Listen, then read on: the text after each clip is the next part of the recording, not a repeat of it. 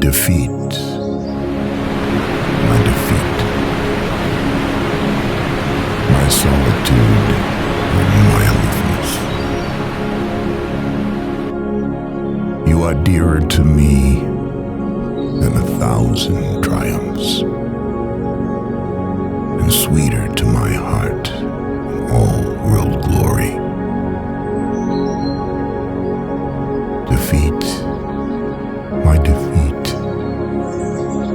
my self-knowledge and my defiance. Through you I know that I am yet young and swift of foot, and not to be trapped by withering laurels. And in you I have found aloneness, and the joy of being shunned and scorned. Defeat, my defeat, my shining sword and shield. In your eyes I have read that to be enthroned is to be enslaved, and to be understood is to be leveled down,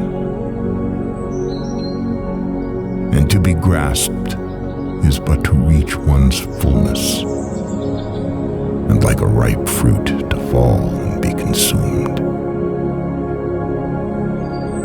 Defeat, my defeat, my bold companion, you shall hear my songs and my cries and my silence, and none but you shall speak to me of the beating of wings and urging of seas, and of mountains that burn in the night.